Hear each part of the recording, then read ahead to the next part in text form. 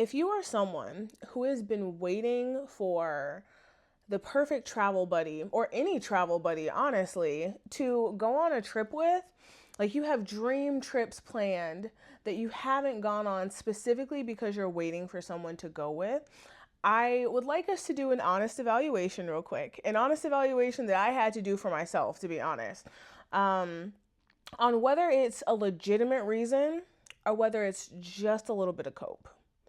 Because when you think about it, I we're conditioned to view travel as a group activity, right?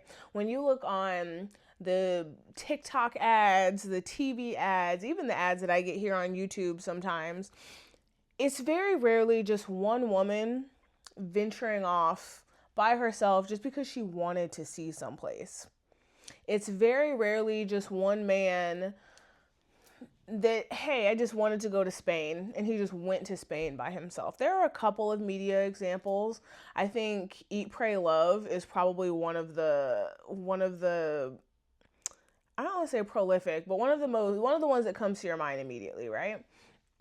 But it's also like this big life event that she's going through where she's like trying to find herself, and that's why she's traveling alone. And traveling alone doesn't have to be all that.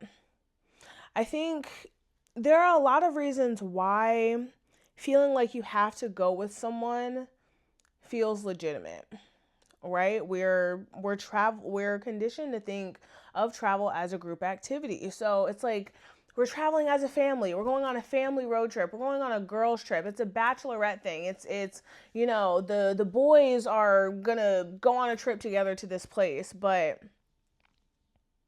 or so many ads feature like couples. I used to hate because it felt like it was literally every commercial break those like sandals resort ads where it would be like some white couple strolling down a white sand beach, and then you would have the pool that said sandals. I don't know why that's like such a such a core memory for me, but I remember being like a kid and being like, ugh, this ad again. Just because it was happening all the time. But anywho, um yeah, it's like it's a constant pattern that we see, and it's conditioned into us. But really, when you think about it, it's like, okay, in reality, what's stopping you from just going? And there's always going to be a little asterisk for me because nuance, right? There are legitimate reasons why some people may need to go with someone. But for the majority of us, it's really not as necessary as we think. We probably want to go with someone because we don't want to eat alone, because we have fears of, it not being safe, because we want someone to share moments with. And I specifically remember back when I was telling a close friend of mine, and also like kind of one of my life mentors, I guess, that I wanted to start traveling alone. One of the first things she said is like, I can't understand that because I would want to share these beautiful moments with someone, which is true. There are lots of times when I would love to have someone with me, but at the same time, am I going to stop my life? Am I going to put all of these trips, all of these places, all of these possibilities on hold because I don't have someone?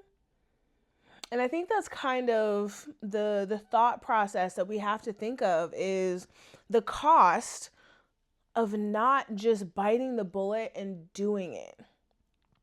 Like, how many bucket list places do you have on your list that you're waiting for the perfect person? And I'm when I say person, it could be a group of people as well, right? It could be like, oh man, I really want to go to Morocco as like a girls trip. I would love to go experience that with my girls. It doesn't necessarily have to be a partnered thing.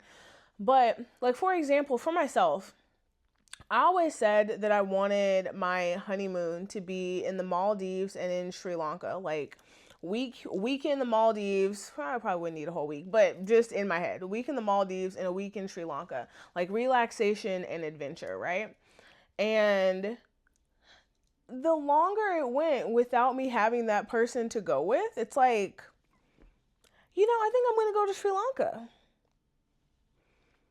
Because what's actually holding me back, other than just the fact that I in my head, I had this very specific idea about what I wanted my trip to Sri Lanka to be like. But there's a whole country waiting for me to explore. Or like, how many years have you put off exploring a specific place or a specific culture? You see places, I don't know, when I was younger, I used to watch like Animal Planet and Discovery Channel and Travel Channel and stuff. Like that was, it was always just me in my head wanting to learn as much as possible and envisioning myself in these other places.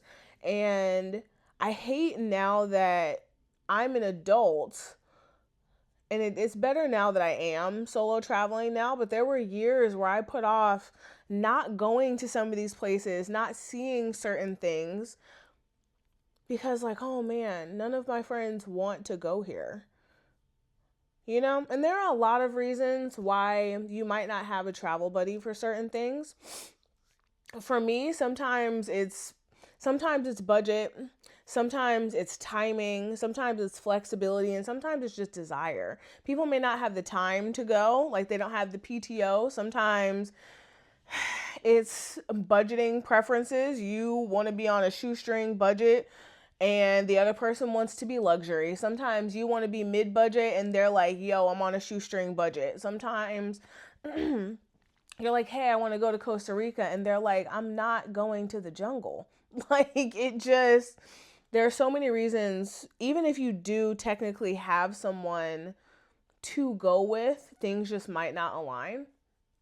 And real quick, skipping back to my other point, I had such a cool experience recently. I went to Costa Rica solo, and I always remember seeing on Animal Planet and Discovery Channel like leafcutter ants, and thinking like, man, that's something that I'm probably never gonna see in real life. Like, when am I ever gonna see leafcutter ants? I didn't even know in what part of the world leafcutter ants were in. And if you don't know, leafcutter ants are these species of ant where they climb trees, and literally they use their little teeth to cut out pieces of leaves, and they take them down the tree and back to their nest, and they use it to feed this fungus, and the fungus feeds them. So they like literally farm this one like specific species of fungus, and it's only found in their nests. So I could dig into it. I'm such a like animal nerd.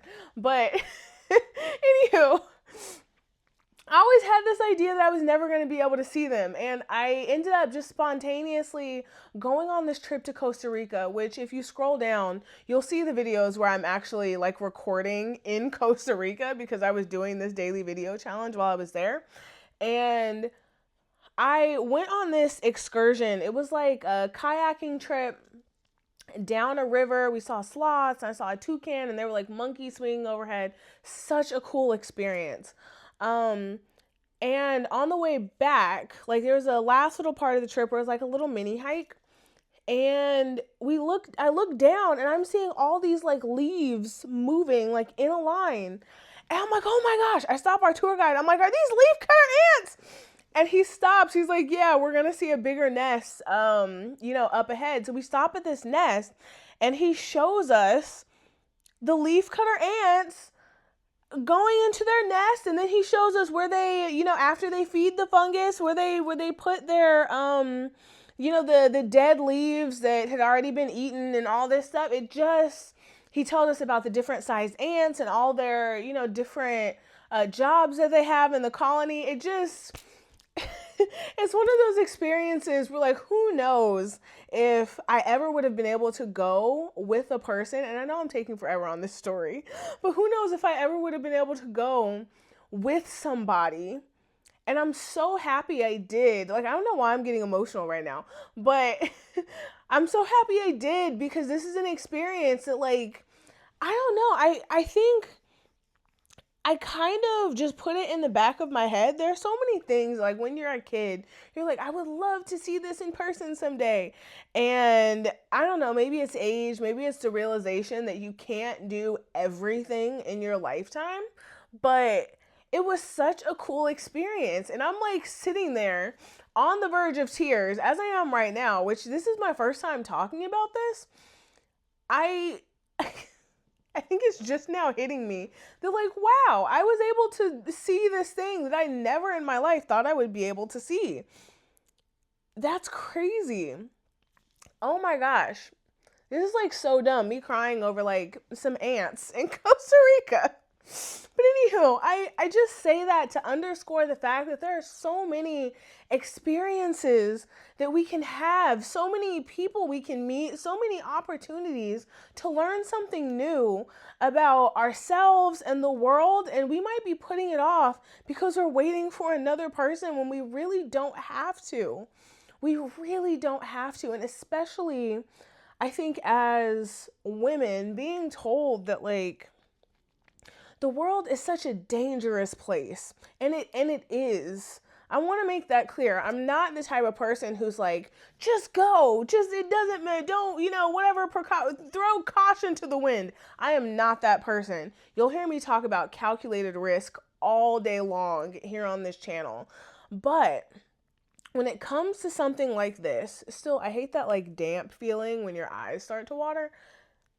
But there's so many times when we hold ourselves back really unnecessarily.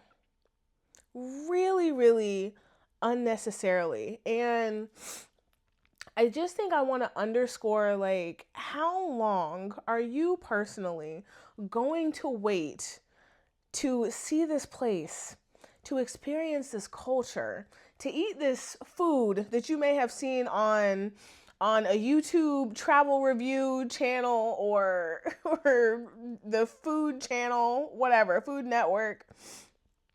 How long are you going to wait if you're waiting for a person? And I want to make it very clear, like, solo traveling is not easy. It's not. It can be a lot. It can be overwhelming some days. There's a lot that you have to confront about yourself because you're alone a good chunk of the time. But I never want anyone to think that specifically because they don't have someone to go with is the most legitimate reason not to see the world. Like, if that belief alone is why you think you can't do it, I'm here to tell you that is not. It doesn't have to be limiting. The fact that you don't have a travel buddy or a travel group or someone with the ability and the circumstances to go with you does not have to be the limiting factor that you think it is. If it's a fear thing, I get it. You have no idea. And maybe we'll explore that in another video. But man, there are so many experiences that you can have if you just get past that one hurdle. I remember when it wasn't even a thought that I could go someplace alone. Like, literally for years, it wasn't even something that crossed my mind as a possibility.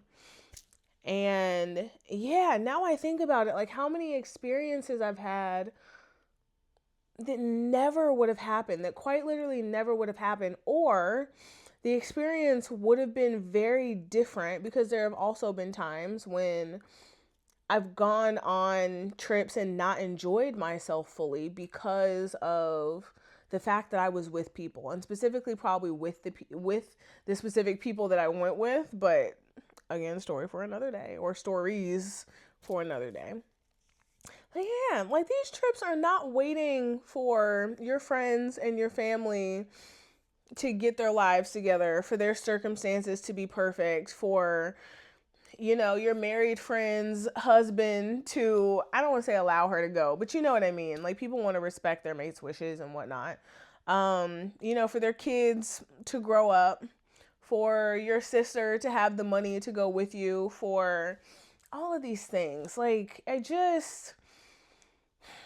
again, there can be a lot, there can be so many reasons why you may not want to do it. But if it's just the fact that you don't have anyone to go with, don't let that be the limiting belief. So anywho, thank you so much for watching this video. If you don't know, my name is Alexis. I post every single day here on YouTube about all things travel, transformation, and working in tech. So if that's interesting to you, if you'd like to hear more videos about solo traveling the world, I'm getting ready to leave on another trip. I'm looking at the suitcase that I have to pack now. If that's something that's interesting to you, feel free to hit the subscribe button, and I will see y'all tomorrow. Bye.